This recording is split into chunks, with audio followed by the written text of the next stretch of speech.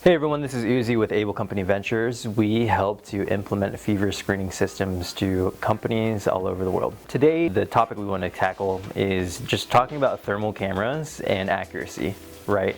So we get those questions a lot when it comes to client conversations, which is, well, what do you mean by accuracy when you're using this device that's showing me heat, right? Or showing me a heat signature. When you're looking at a thermal camera, so thermal camera is just a simple definition. A thermal camera is absorbing infrared light, right? So you see the sun hits a surface. The surface, because of that material, has a certain ability to emit a certain amount of heat.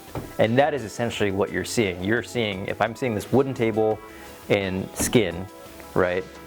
These two materials, if they both have heat, will have a different ability to, show off heat, right? So that's what you're seeing with the thermal camera. So when we come to fever screening systems, you want a solution that, number one, you need to have a camera that is an FDA-rated camera, medical grade camera, to be able to see nuances. The more accurate, the more definition you can see, the more nuances you can see, right? But number two, when it comes to accuracy using these systems, there's both a design accuracy, which is by its nature, how accurate is this system in ideal conditions? And then there's also the kind of sensitivity off of that design.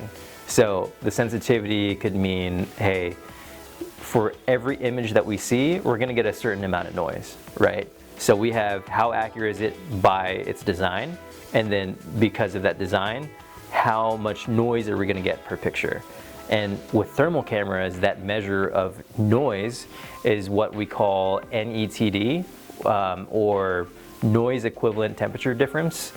So basically that is a measure that's measured in millikelvin, but what you're getting is simply noise. How much noise, how sensitive and how small of a change can this camera see. So that is kind of the standard for accuracy. Again, we have the design accuracy. The design accuracy is how accurate this can be when used under ideal scenarios. And then you have the sensitivity, which is for every picture that you get, how much noise are you going to get within that picture to be able to see change, right? So hopefully that kind of answer some questions. Those are the two types of measures we look at when we look at accuracy. But at the end of the day, you're using how well this thing is designed, plus how much noise it gets or doesn't get, right? The lower amount of noise that it can see, the better. Or the lower amount of change it can see, the better, which means the less noise. So you're going to use these two factors, right, to get you a really accurate picture of what's going on in front of you. For us, that could be everything from using this camera to detect gases and a minute change in gases, or in a fever screening scenario, you can use it to detect very accurately that person's temperature. So why does accuracy matter? Well, accuracy matters because simply the more accurate you are, the lower amount of risk you're subjecting yourself to when it comes to letting someone into your facility that has, a fever, right?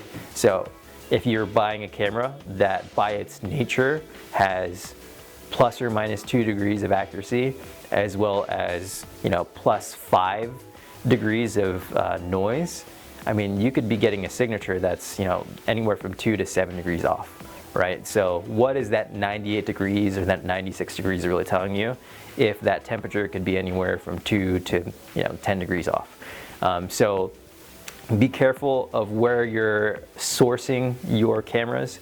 Be careful of the design of them, and then also just make sure you're properly using them with proper training, and then designing them in a way where you're just going to get the most accurate, consistent results and consistently accurate results as many times as possible. Because at the end of the day, the more accurate you are, the safer you are.